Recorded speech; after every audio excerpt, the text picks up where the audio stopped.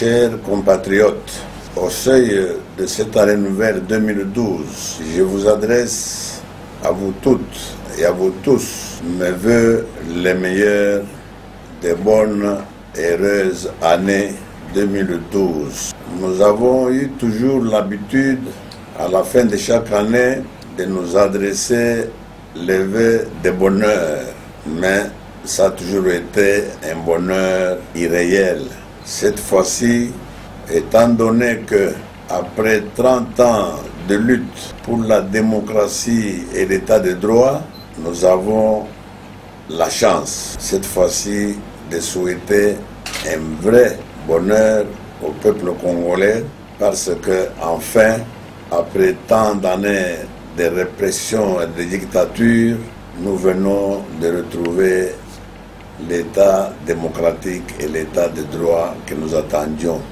Donc, au moment où nous parlons, je demande à toutes et à tous de se sentir heureux, parce que demain, ensemble, nous allons nous atteler dans la liberté et la dignité au travail de développement de notre pays.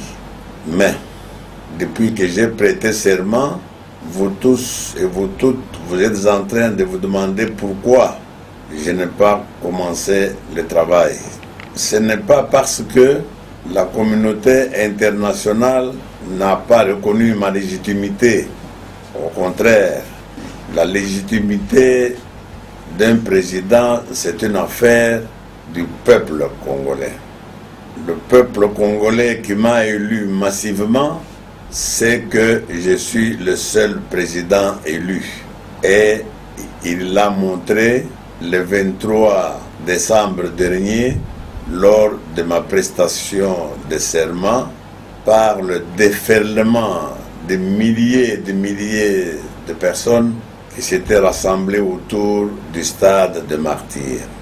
Le peuple l'a aussi démontré par les manifestations grandioses organisées par nos compatriotes de la diaspora pour montrer à la communauté internationale.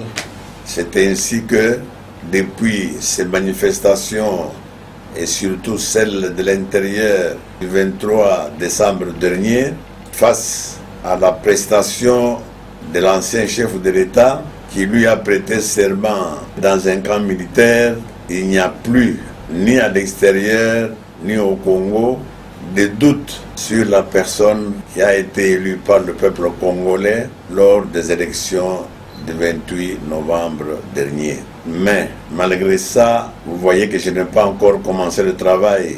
Pourquoi? Parce que pour commencer le travail, un chef d'État élu doit réunir deux réalités. D'abord, la légitimité. Or, celle-ci ne pose aucun problème parce que je suis sorti victorieux des élections du 28 novembre dernier.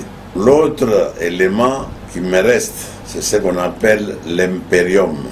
L'impérium, ça veut dire la force publique. Cette force publique se trouve dans l'armée nationale congolaise et dans la police nationale congolaise.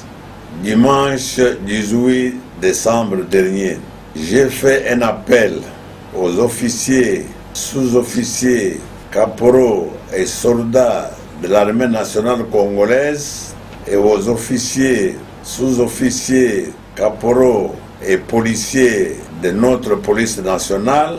Ils doivent respecter la volonté du peuple en se soumettant au nouveau chef de l'État que je suis.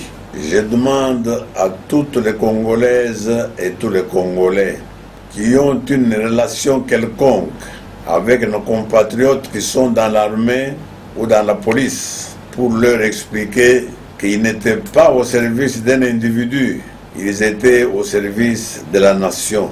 En faisant allégeance au nouveau chef de l'État, ils respectent ainsi la volonté du peuple congolais. Je dois me contenter ce soir de ce message auquel j'espère que tous les Congolais et toutes les Congolaises vont répondre pour que je puisse commencer le travail pour lesquels vous m'avez élu. Que vive la République démocratique du Congo et que Dieu nous bénisse tous. Merci.